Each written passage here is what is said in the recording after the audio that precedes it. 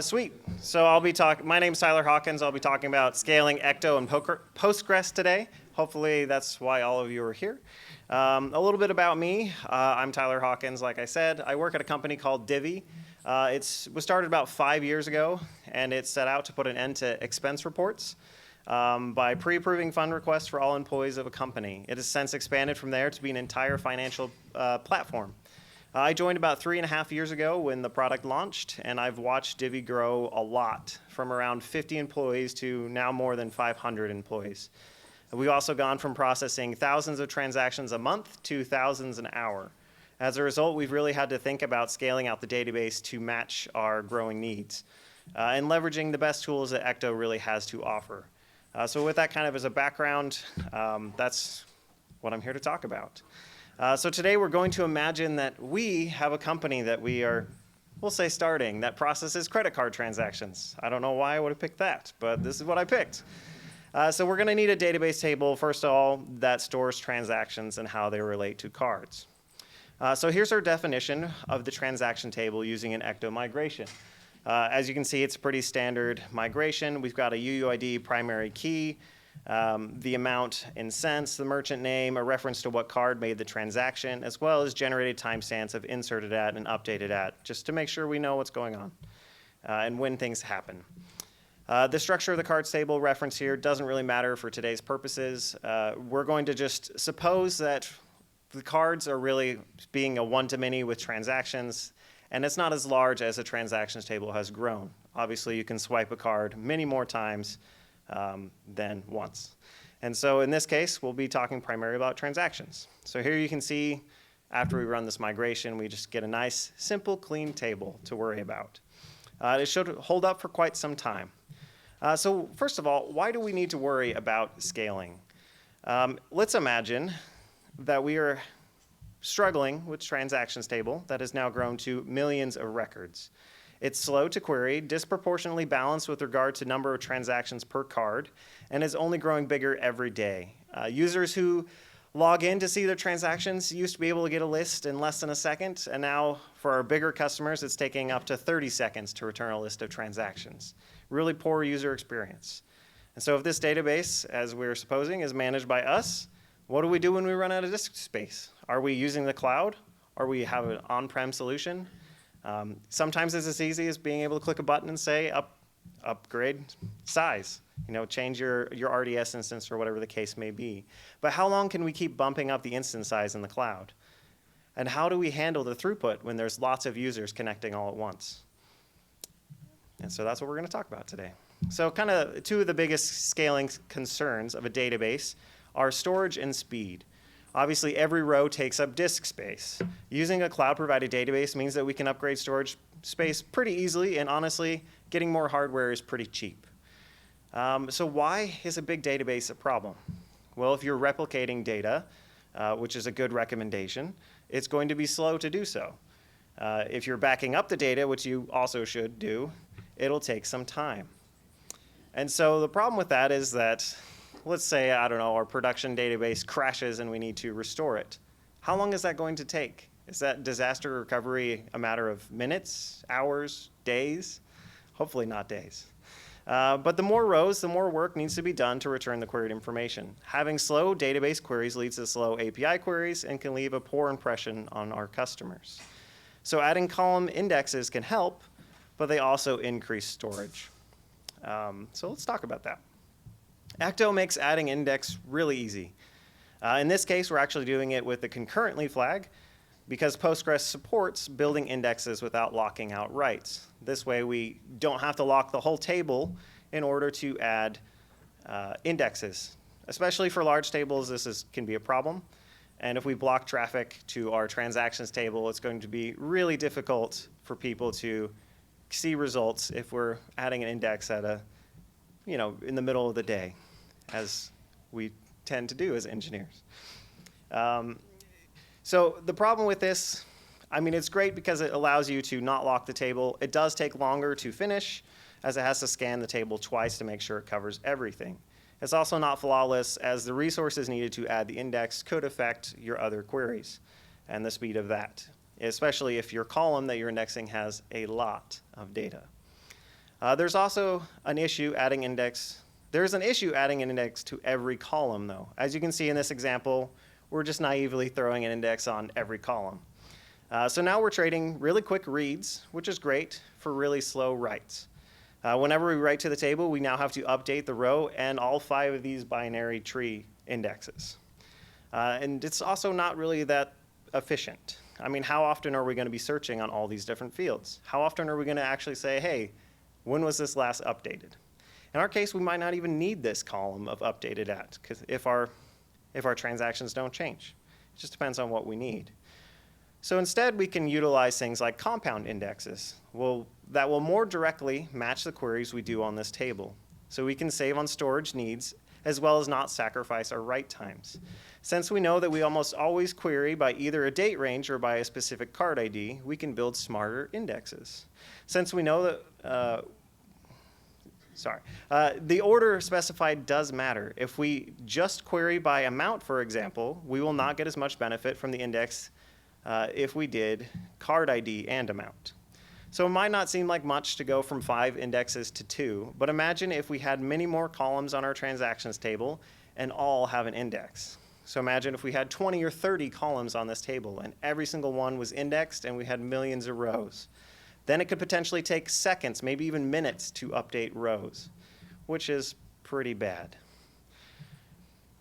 So another common issue with databases is load. Even if the tables aren't that large, if we have too many connections accessing our database at once, we can find that even if most of our queries are fast, they will have to wait for a connection to be free. What's worse is if we have some queries that are slow, they hog up our connection pool. Read replicas can be a way to split up high query load on a database. Each read replica matches the main database and structure and data. As changes are made to the main database, whether that's updates or deletes or anything like that, they are pushed out to the replicas. And because of this, there can be a slight lag that's not usually noticed unless we are immediately trying to read a row that has just been written, which I don't recommend because you won't get the data you're looking for. Ecto makes read replicas really easy to work with. You can see here that you basically instantiate a bunch of read replicas. You can just have it go on a random pool like this does, where it just says, hey, return one of these at random. I don't really care, as long as we spread the load. You could also do like a round robin approach, or whatever case you want to use. This is a nice, simple example of how you can use it. And so we can simply use this read replica anytime we don't need to do any writes. This helps distribute the load automatically for us across the database instances and prevents us from using up too many connections on a single database. And you can see here's the code to actually call the read repo. It's pretty easy. You can just, instead of calling repo.all, you just say repo.replicas.all. And you could name this really whatever you wanted to. As mentioned, we have to be careful if we're doing any reads right after writes, kind of like that second example there, where we immediately are updating the merchant name and then trying to read from it. We'll probably end up with the old merchant name, depending on how much replica lag there is in the system at the moment. And thanks to frameworks like Phoenix and the underlying structure of the OTP, Elixir makes concurrency very easy to use, and so read replicas can help us utilize that concurrency very easily by spreading that out all over the place. So in summary, databases are constrained by storage speed and load. Indexes give us read speed at the cost of write speed and storage space, and then we can match our indexes to our top queries instead of indexing everything, and spread load across read replicas where possible. So let's talk a bit about Ecto and some of the benefits it gets. Because what do we have to help us with our transaction table? Right now, we'll assume it's not too big. We've got indexes that are keeping things quick, and our read replicas are helping to balance our load. So let's look at some of the Ecto features that can help improve our code. So we'll be talking about batching, the multi-data structure, and streaming. Ecto does have a lot of features and tools that are useful. We'll focus today on just these 3. So batching queries together to make less calls to the database, the multi-data structure for data consistency, and streaming queries for resource constraints. So batching queries. Why does batching a query matter? What does it matter if you just hit the database with everything you need all the time? Well, the more queries we make, the more connections we use, and the more we hammer the database with requests. N+1 queries are especially challenging. They're really easy to write, and they're hard to see the problems until things get out of hand. At first, it seems fine. We pass in a few card IDs, and we make 2 database calls for each one. No big deal. But what happens when we start passing in 100 card IDs, and each has thousands of transactions? We're now making thousands of queries to the database just to get one piece of information. So it's much better to batch our queries and get all the cards at once and all transactions at once. If we can manage it, all the better to do it all in a single query. 1 or 2 queries is better than thousands of queries, as the database is optimized for this reason, especially with regard to adding indexes. We've made it so that our reads are quick, but we don't want to do a bunch of unnecessary ones. So multis won't actually optimize your queries for you, but they do provide data consistency. If you've never used them before, they're a lot like the pipe operator, where you can pass information from one to another. Because it runs in a database transaction, multis will auto roll back if an error is returned, so generally an error tuple. For example, let's say we have a multi that runs several steps like this one that involves database connections. We don't want to update some data, then have an error and regret updating the data. Multis will handle undoing the updates made for our error so that it's all or nothing, which is really good for data consistency because otherwise, bad things could happen. Let's say you updated the merchant name and then immediately tried to get some statistics about, okay, well, how many transactions do we have for this merchant name? But you modified the merchant name and then the next query fails out. You should probably roll it all back because you didn't actually want to change it. And so it's good to have multis for that case. And because it's like the pipe operator, it's really convenient to just kind of pass things together. And you can use the results from one object into the next. Then finally, another tool that Ecto offers is the streaming feature. This can be very useful if you need to pull n rows at a time. So default is 500, but you can also specify the max rows. This is really useful. We actually use this at Divi to do CSV exporting because obviously building a massive CSV export in memory is not great. So if we needed to build a CSV export of our transaction data, especially if we wanted to include more data that's then shown here, like cards or user information, we could use streaming to send chunks of it at a time to the web client. And the web client will probably thank us when we don't send them a ginormous file all at once. So instead of trying to cram 100,000 rows into a CSV built in memory, we could send pieces over 500 rows at a time. And there are some libraries like the Nimble CSV library out there from Dashbit that handle streams just fine and actually prefer a stream. I think they might require one. So if you have a stream, you might as well use it. And then there are some other tools that Ecto provides help with that I'm not going to go into detail today. But things like windowing functions can make aggregate queries easier and allow things like sums, averages, group bys to be easier to manage. The dynamic fragments are great if you have conditional where clauses. Things like searches or filters that might not always be there and just depends on the user. Really easy to just kind of put those together to make your query life easy. And then Ecto enums are also a great way to give you more readable code while allowing you to optimize storage space in the database. It'll do the translating of integer to atom for you. It's also easier to sort by numbers, especially if product or somebody says, hey, we want these statuses to be sorted and they're all just random strings. It's really nice when you can just give them numbers instead. So let's talk about beyond basic optimization. So what do we do when all of this just isn't enough? When we have millions and millions and we start approaching the billion line mark on transactions? What do we start doing up there? We're going to talk about it. There's a couple solutions that you can use. There's both partitioning tables and there's also making database shards. So we'll talk about partitioning first. So Postgres has a feature called table partitions that are kind of like having a router table, if you will, that points to the right table to query. It's very good at breaking up disproportionately large tables in a database. So in our case, if we have the transactions table that is getting very large, but like we said earlier, cards table is still pretty slim, we can use partitioning to break apart that table. Partition creation is not directly supported in Ecto, but since an Ecto migration allows for Elixir code, it's also not difficult to do. Notice that we had to create a new table for our partition. This is probably the worst part about Postgres partitioning, is that you cannot partition an existing table, at least not in any of the released Postgres paths so far. And so you will need a migration path to move that data over. There is a process for that. You can look that one up if you do need to do that migration path, as it usually involves a trigger and sorts to, well, if you want to update it while it's running. If you can take down the database for a bit, it makes partitioning pretty easy, as you can just make a new table like the old one and migrate data over. Doing it while it's running is a bit trickier. But here you can see this is a pretty simple partition that we're making for card ID. In this case, we're just creating a single partition for every 100 card IDs. Ideally, you'd want to create partitions based on your need. For example, if you have some cards with most of the transactions, like maybe you have some customers, maybe we have customers that use ad spend, and they have cards that get charged all the time. Certain companies out there like to charge based on use. I probably shouldn't say their names in this talk.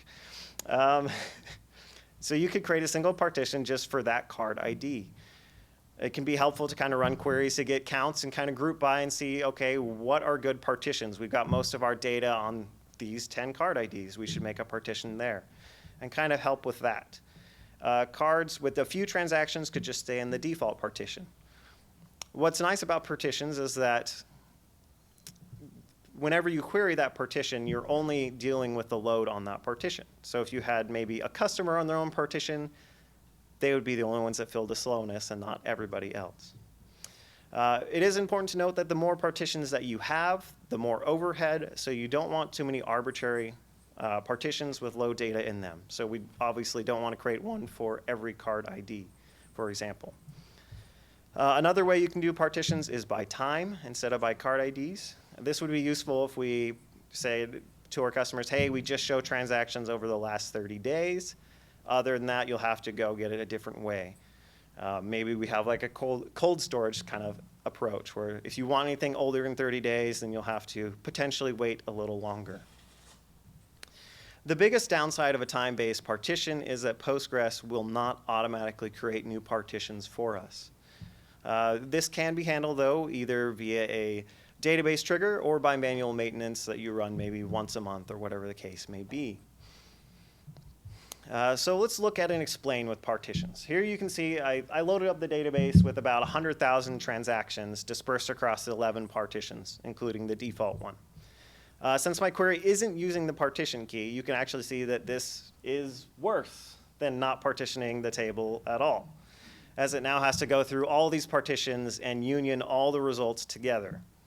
It estimates the cost at $1,232 for about 4,500 rows.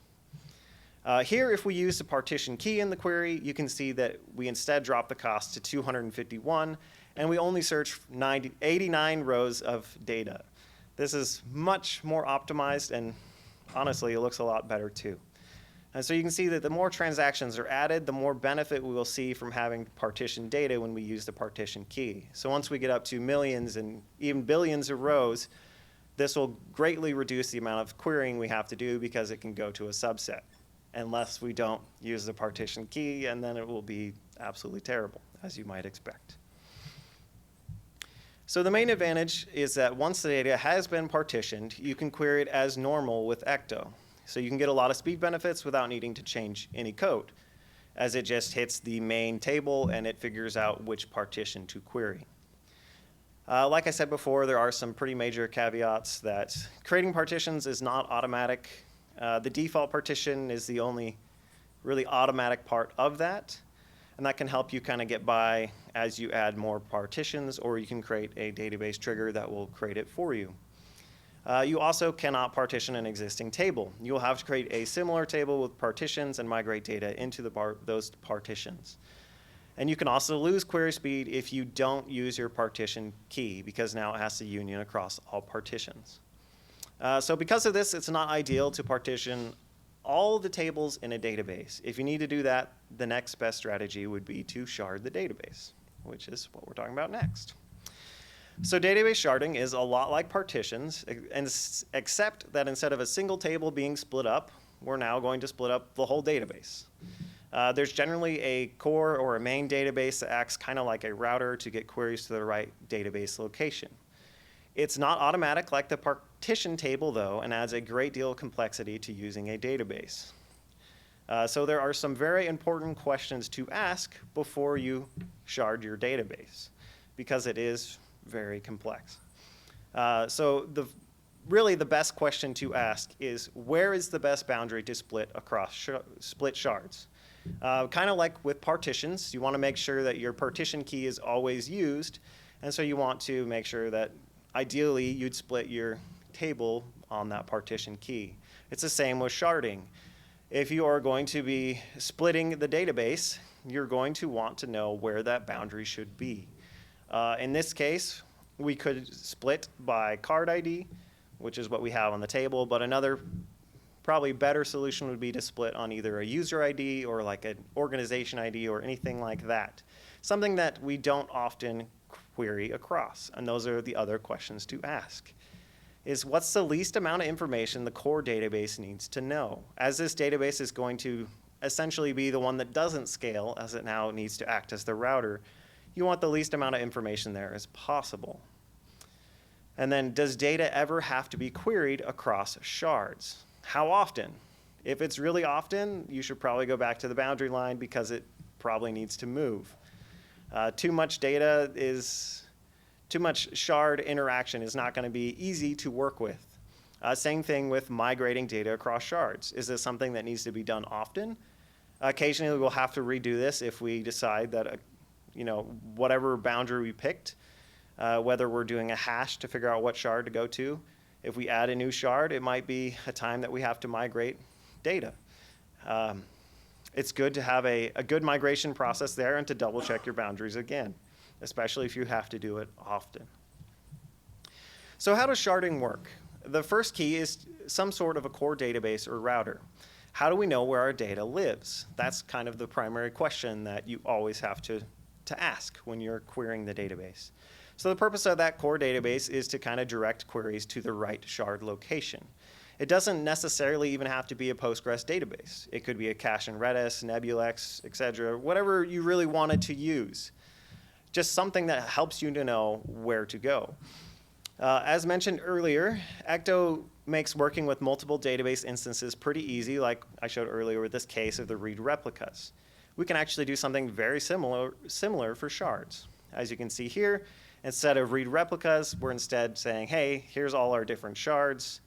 You can just query them as needed. And you can see here that you could say, hey, it's on shard 2.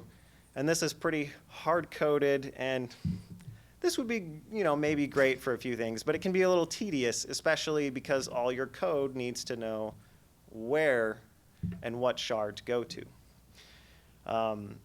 which can be challenging to have that logic replicated everywhere. However, Ecto does provide a much easier way. Ecto has a feature called Put Dynamic Repo that allows you to, for an entire process, basically modify what the default repo is. So in this case, it means that we can change the repo to have, maybe we'll have some middleware so that whenever a user hits our API, we can then determine, okay, well, we know what shard you should be on because of your user. Now we can just say, hey, you should be on this shard for the rest of this process, use that shard. And so now all your queries for the API process just hit the correct shard, and your code doesn't have to know what shard it has to hit. It just works, which is really nice. Another options you could do that are used commonly is to use the IDs to tell you which shard to query. So for example, you could have like a UUID prefix with like S1 for the shard ID, or you could do some other kind of thing.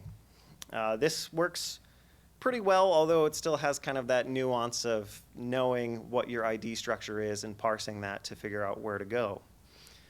You could also run a hashing function to get our shard information. This is great for evenly distributing data, as it kind of takes a round-robin approach, and it but it doesn't really allow for data migration very easily, and if you add another shard, you now have a lot to deal with as your hashing algorithm just changed. Another thing that's common is to use range sharding. So if you have primary keys that are just serial numbers, you can say, okay, if the ID range is between 0 to 9,999, you're on shard 0.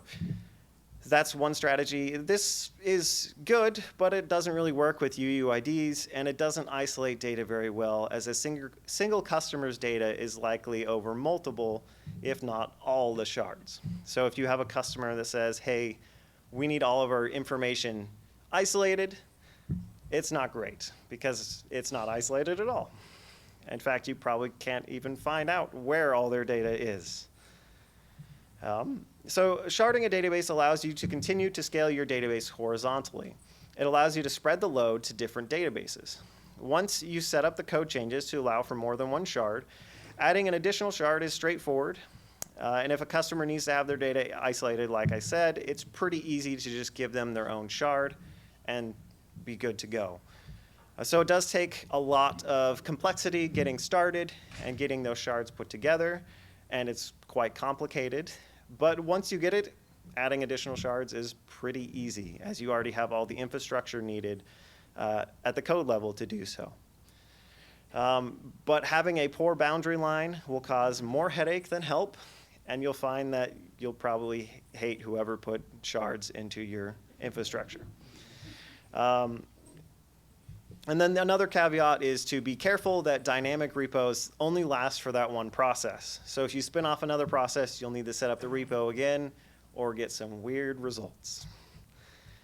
So in summary, there are many ways to scale Ecto and Postgres. Indexes are a great first step to improve query performance. After that, read replicas can help handle load from high requests per second.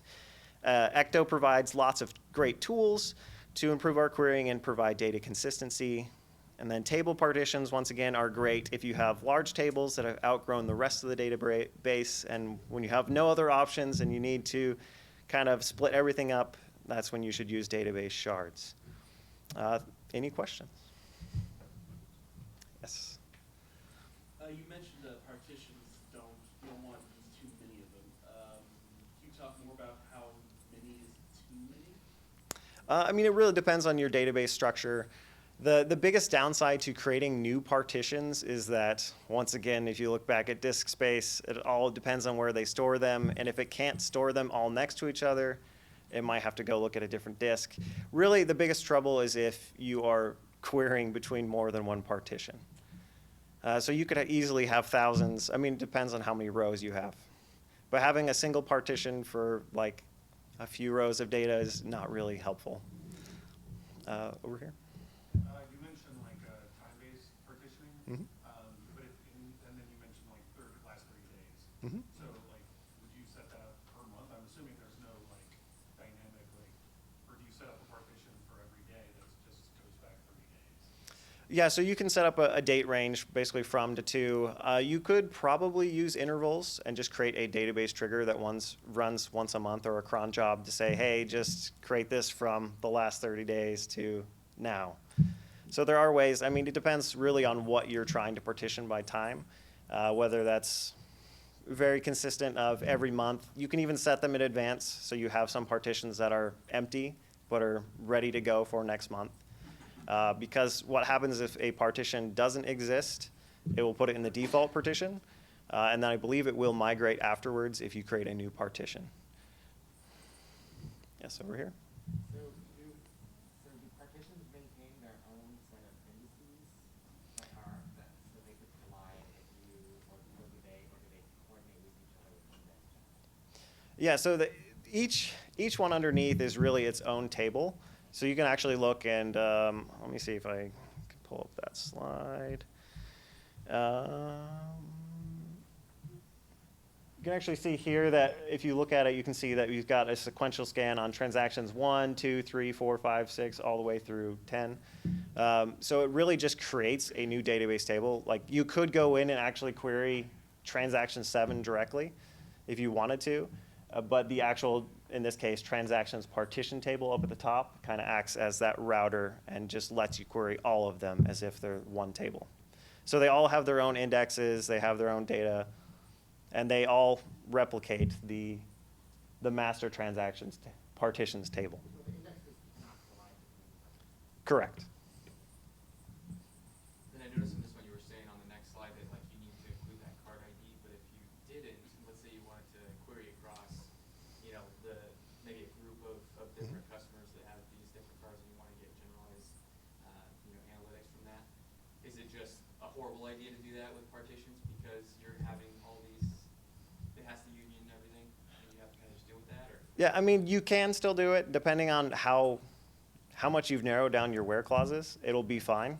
Like in this case, if you were to know what a very specific amount, like we want everything across all transactions between, we'll say $75, even on the dot, it wouldn't be too bad to do those queries. But it would have to, yes, union all the results, which goes back to how many partitions is too many partitions. Right, so this would be more beneficial for like client-facing stuff that give quick results, but if you want analytics, you gotta like export it probably to like a data warehouse, right? Yep, that's what Snowflake is good for, doing stuff just like that. Right here. Have you considered combining different types of databases to store your data, like graph database for some parts and relational database for others? Yep, there's definitely a good use case for, like, Mongo is a good one that's actually become popular and useful lately. Try not to dig too much on Mongo, but they've actually improved quite a bit, and some other things like Cassandra, NoSQL solutions that are great use cases for things like that. Postgres and Ecto aren't the solution for everything, but they go pretty far. Any other questions? Right here. Speaking of the going far question, how far can these strategies discussed go in like order of magnitude of rows, like billions, trillions? I don't know. Yeah, so generally around millions of tables, especially if you have a really wide table, is when you start to see slowness, especially if you don't have indexes. And then once you hit billions, it starts to get pretty, you need some really good optimizations to work. But once you start the sharding strategy, you can go for a long, long time because you can just say, okay, we've got a bunch of customers, just spin up a new shard, throw them over here, move on. And so it lasts for quite a while. Basically, every shard is as good as your biggest database would have been before. So if you could handle millions, no trouble, you just add a new shard when you get to millions again. And then, I mean, at that point, I suppose once you start getting into hundreds and hundreds of shards, you're going to run into trouble. But you have a lot of money coming in and can figure it out. Right here. Do you have any thoughts on how your shards were going to translate, or how they would translate across like actual like cloud hardware? You know, like different like EC2 instances or you know your database instances or whatever. Yeah, so that really depends on your, like I said, that kind of router database. Really, depending on what that is, you could have it be wherever you wanted. If it was, like I mentioned, you could use like Redis, a cache of sorts to do that, then really it doesn't matter. The nice thing about what I showed somewhere in here, yeah, this slide, the nice thing about this is that you can configure in Ecto every single one individually. So you could have different credentials for every shard. So you could have X number on a single machine. Yep. Scale that way. Yeah, as long as your code knows where to go. There's a question in the back. Yeah, I was trying to explain, how are you measuring performance of the tool that you got to scale that Explain is really good for it, as it does kind of give you a cost analysis and then just really trial and error. When you have a slow query, we've used tools in the past like Vivid Cortex can help give a good breakdown. I guess it's SolarWinds now.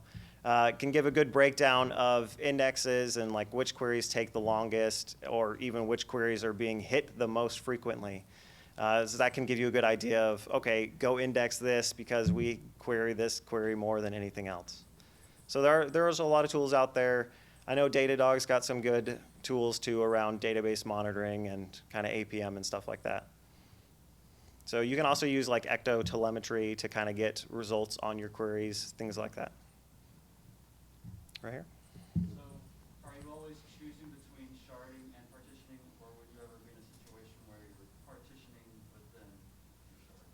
Yeah, you could probably end up in that situation. So for example, if we were to do our shards by like organization ID, so every customer, the bigger customers get their own shards, et cetera, they might still have so many transactions that we need to partition that table anyway. So you can do it. I mean, really a shard is just its own database instance that has a slight relationship to another sharded instance. I thought I saw another question over here. So with the partitions, you're not concerned with like knowing which partition to go look for, as opposed to shards. The shards you have to keep track of which shard you need. Correct. Yeah, so Postgres takes care of all of the partitioning logic for you, all the routing. You just say, hey, hit this main partition table, and it just figures it out. Like I said, hopefully with the partition key, because then it knows exactly where to go. Without, it just has to figure it out. Something like that? Where would you keep that partition key? It's when you set up the table, you have to define it. So you can see right here. So you can see in this case, we are partitioning by range inserted at, and the one before, the range is card ID. So it's in the table definition, which is partially why you can't partition an existing table. You have to create a new one because it's pivotal that you have a partition key. And there's a number of different options and strategies you can do. I just showed range. You can also do value, which is just specific values. List. Yeah, there's a few different options you can use. Right here. So as far as partitioning goes and building these different structure approaches that you've shared, Mm-hmm. it seems like there's a lot of hands-on in order to do this. You mentioned the cron job, for example. Have you evaluated any of these approaches with some of these open source solutions out there that kind of do this out of the box, like the test or Citus in the case of Postgres, the test for MySQL? Yeah, there are a number of solutions out there. I mean, Aurora does this for AWS services, kind of does some horizontal scaling for you and create replicas. This helps you kind of do it your way, which I kind of mentioned in the slides of, I kind of mentioned at one point some of the other strategies that you can use. Here. So there are these other options you can use. You can use third-party tools. In this case, for the sharding strategy, I wanted this is very customized to what we'd want, whether that's isolation needs, things like that, whereas third-party tools don't usually give you as much flexibility. They just kind of, I mean, on the plus side, they take care of it for you. You don't have to worry about it. You can just keep inserting rows, and they'll just manage it. But if you do need control over it, this is where that comes in. I think we have time for one more question in the back. As far as like the theory composition goes, like your clause, but as long as it recognizes that what you partition on, it doesn't, I would assume it doesn't matter where that actually, what you know, for that. Yeah, as long as it knows what the partition key is, it's good to go. It uses that. I mean, it's basically got its own index on which partition to go to. So it's pretty quick. Does it have any resharding functionality in case one goes down? That depends on, once again, what your sharding strategy is. So if you're doing it yourself, then yes, you could reshard it pretty easily if you know what your strategy is. If you're using like a hashing algorithm, you might run into some troubles as it's going to still automatically assign to that one. Yeah, so it just depends on your strategy. All right, I think that's all the time I have. Thanks, everyone.